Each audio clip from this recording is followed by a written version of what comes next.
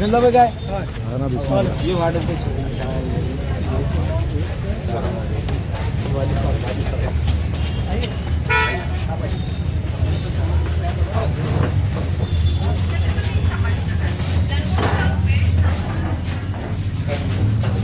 वाटत काय साहब आ गए साहब आ गए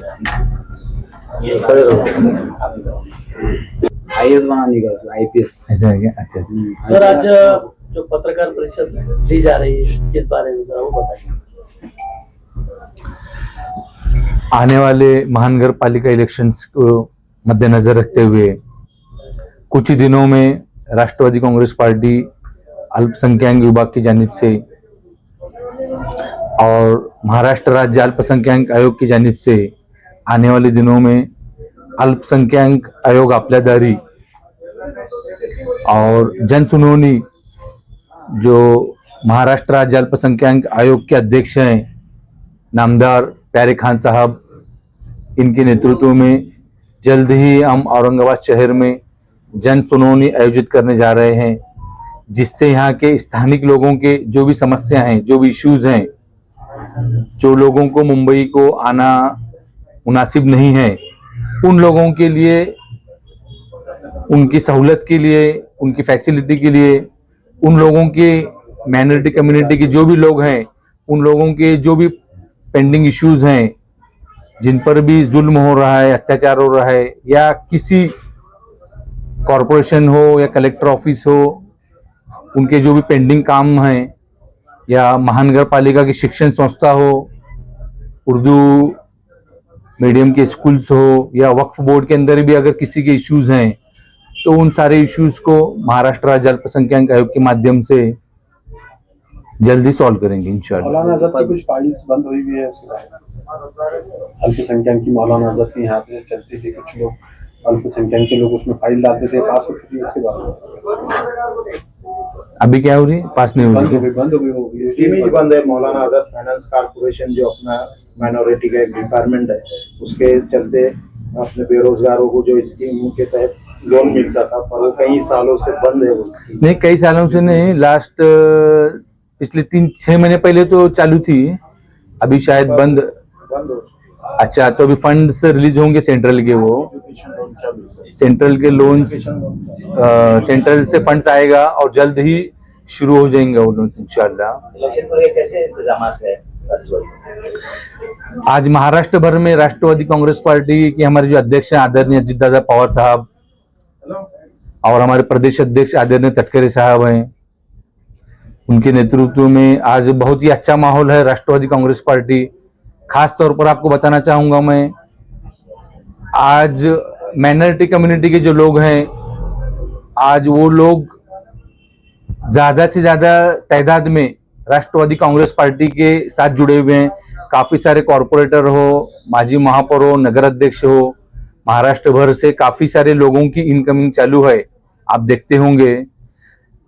ये सब लोगों को पता है कि आज महाराष्ट्र के अंदर अल्पसंख्यक समाज को अगर कोई न्याय दे सकता है, अल्पसंख्यक समाज को सुरक्षा अगर कोई नेता दे सकता है, तो वो एकमेव नेतृत्व आदरणीय अजित दादा पवार साहब हैं।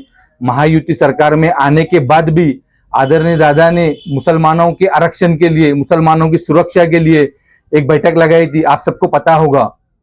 आदरणीय दादा इस महाराष्ट्र के डेवलपमेंट के लिए सत्ता में शामिल होने के बाद कुछ ही दिनों में मुस्लिम समाज को, अल्पसंख्यक समाज को किस तरह से आरक्षण मिले एजुकेशन में, उन्होंने उसका जायजा लेकर उस पर काम शुरू है।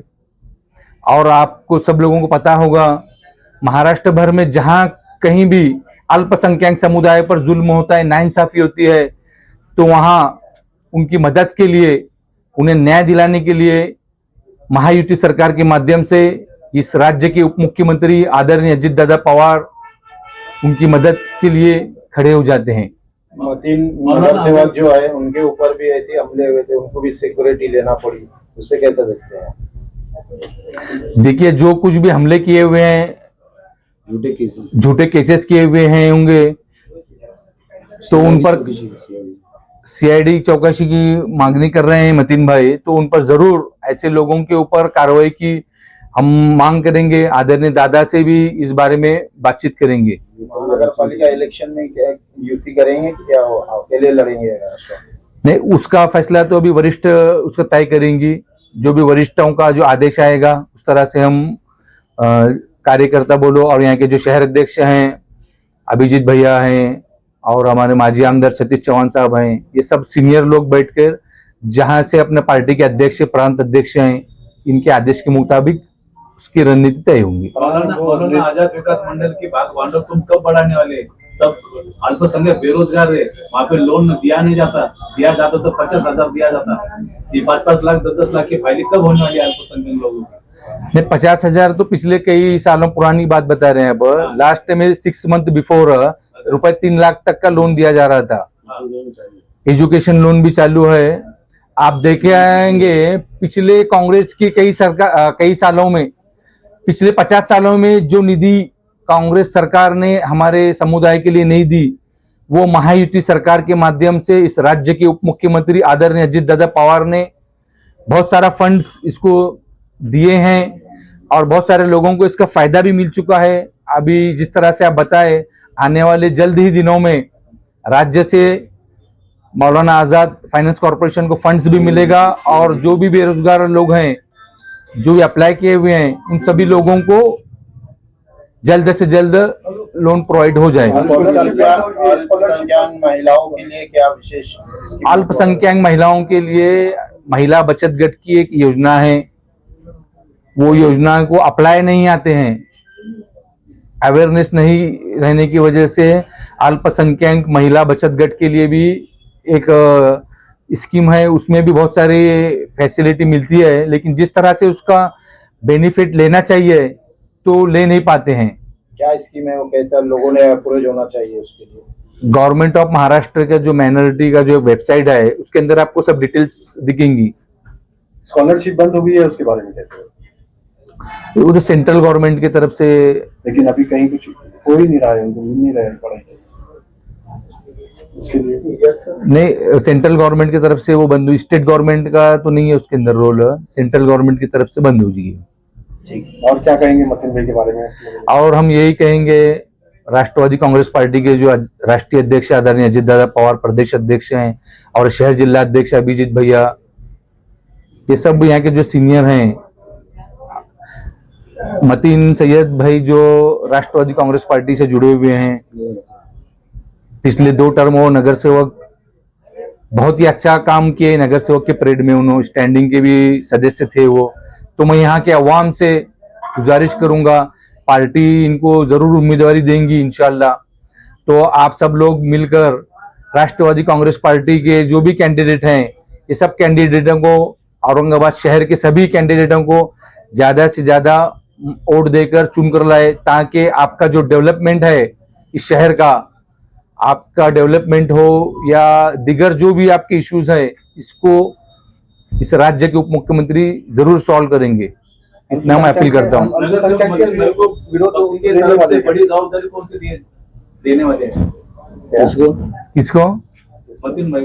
मतीन भाई को आप, अभी तो वो पक्ष संगठन के अंदर है, वो बड़ी जिम्मेदारी है उनकी, और आने वाले समय के अंदर नगर सेवक बोलकर आप यहाँ की जो अवाम चुनकर देंगी तो और उनको बड़ी संधि मिलेगी।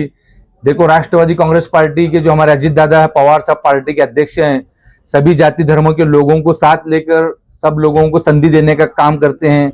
आप देखते हैं मंत्रिमंडल में भी सभी जाति धर्मों के लोग हैं। अल्पसंख्यक के जो विभाग की जो सेल के लोग हैं, उनको कहीं ना कहीं टिकट नहीं दिया जाता है, उसको लेकर आप कैसा उनको ज्यादा पार्टी की तरफ से जो होता है, पार्टी की तरफ से जो उम्मीदवार चुनकर आने की जो एक पार्टी का प्रोटोकॉल होता है, जो कैंडिडेट चुनकर आने वाला है उसको टिकट जरूर दी जाती है। अल्पसंख्यक लोगों को तो दादा ने बहुत संधि दी है, जैसे कि आप देखते होंगे पिछले वाली जो कांग्रेस वाली सरकार थी, अल्पसंख्यक समाज को, लोगों को, या फिर जो काम कर रहे हैं उनको विरोध करने वाले जैसे कि MIM पार्टी, ये सिर्फ विरोध ही कर सकती। अगर यहाँ के शहरों को, शहरवासियों को डेवलपमेंट होना चाहिए तो सत्ताधारी पार्टी के, राष्ट्रवादी कांग्रेस पार्टी के, महायुति के सभी कैंडिडेट को चुनकर देना चाहिए। ऐसी मैं अपील करना चाहूंगा। सर एक आखिरी सवाल, यहाँ महानगर पालिका में, औरंगाबाद महानगर पालिका में महापौर देखने को मिलेगा राष्ट्रवादी?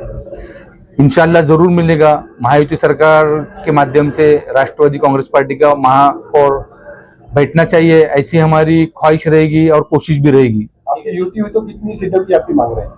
नहीं, उसके बारे में तो यहाँ के जो शहर जिलाध्यक्ष हैं और यहाँ के जो भी सीनियर लीडर्स हैं, पार्टी के जो स्टेट प्रेसिडेंट हैं और संपर्क मंत्री हमारे बाबा साहब पाटिल जो हैं, ये सब बैठकर तय करेंगे, ज्यादा से ज्यादा लेने की कोशिश करेंगे। अल्पसंख्यक युवाओं के लिए क्या मैसेज देंगे, क्या कहेंगे इलेक्शन के दौरान? मैं औरंगाबाद शहर के सभी अल्पसंख्यक युवाओं से एक मैसेज, उनको एक अपील करना चाहता हूँ।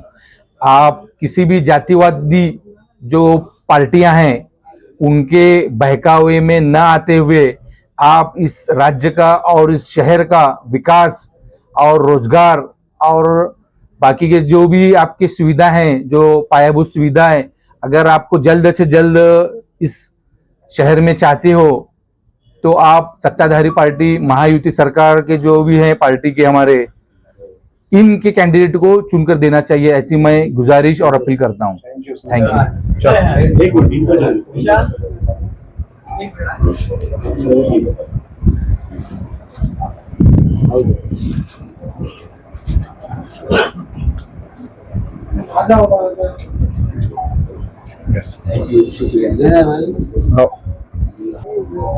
सबके फोटो लेंगे। हाँ, सब कुछ यस। आइए, सबसे करेंगे खालिक भाई। सब ये लो ना। इधर हाँ, केयर से लेना है, कैसा है?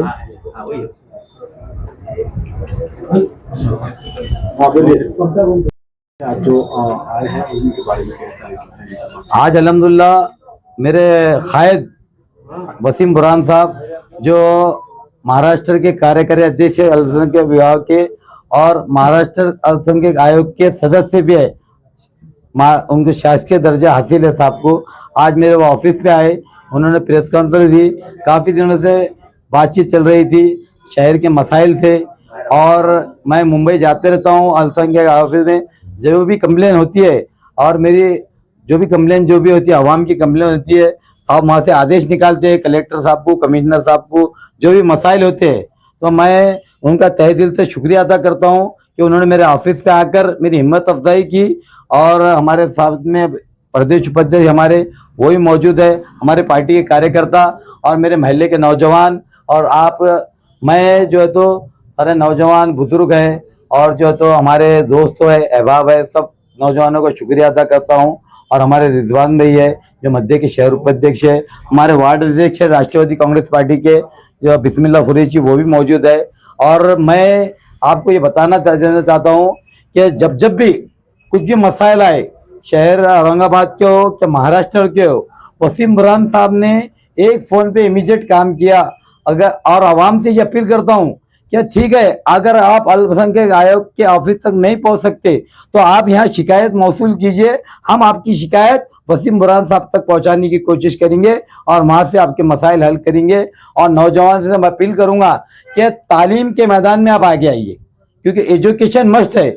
आज ऑनलाइन एग्जाम हो चुके हैं कि ऐसी काबिलियत करिए नौकरी आपके खत्मों में आए और प्राइवेट सेक्टर में भी बहुत से नौकरी आए और बहुत सारे स्कीमात है। आपने मौलाना के ताल्लुक से पूछा तो मैं आपको तो CMGP की स्कीम है, माननीय CM मुद्रा की स्कीम है, उसमें भी काफ़ी सारे लोन है। आप अगर लोन फाइल डालिए और कोई मैनेजर, फाइनेंस मिनिस्टर दादा है, माननीय हमारे अजीत दादा पवार जो राष्ट्रीय अध्यक्ष है, राज्य के उप मुख्यमंत्री है, वो अर्थ मंत्री है, कि आप फाइल दी डालिए। कोई बैंक मैनेजर अगर कोई रोकता है लीगल प्रोसेस में, आप हमको फ़ोन कीजिए, हम आपकी मदद के लिए तैयार है। और मैं एक बात बोलना चाहूँगा कि मैं वसीम बुरहान साहब से गुजारिश करूँगा कि हमारे औरंगाबाद शहर के अंदर एक नशा मुक्ति केंद्र को, जिस तरह मुंबई में है, तो शासकीय गवर्नमेंट से माननीय अजीत दादा पवार से गुजारिश करके हम महानगर पालिका से जगह देने के लिए तैयार है। महानगर पालिका एक नशा मुक्ति केंद्र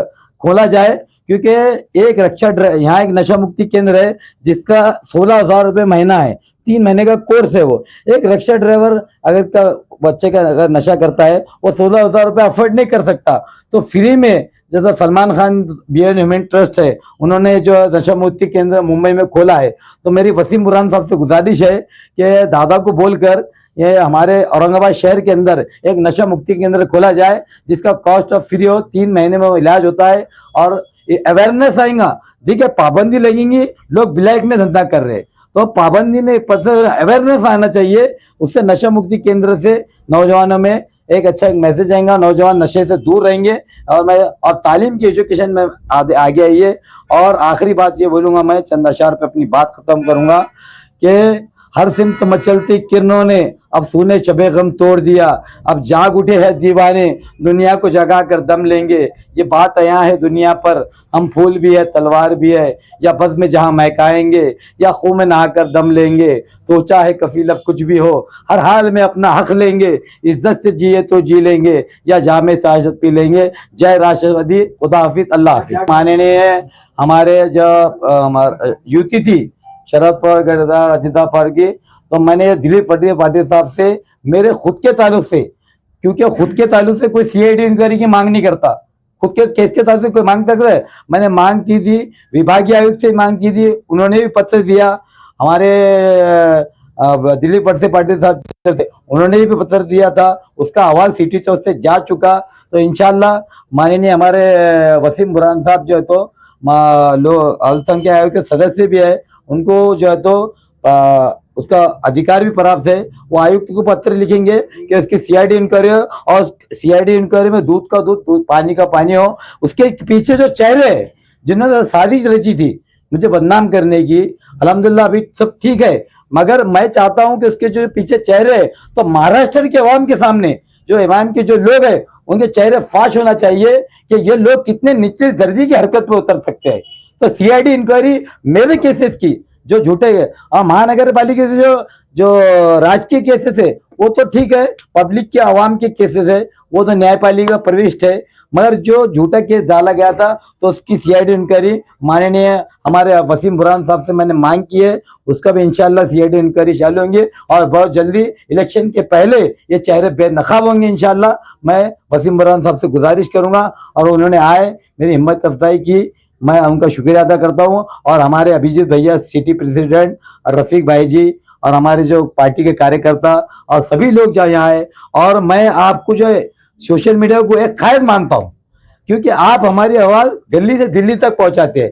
कुछ पिछले जो माजी खासदार थे आप बेहतर जानते, आपको उन्होंने डब्बो कहा था, तो मैं आपको कायद मानता हूँ। मेरा बोलना है। खुदा हाफिज, अल्लाह हाफिज, जय राष्ट्रवादी।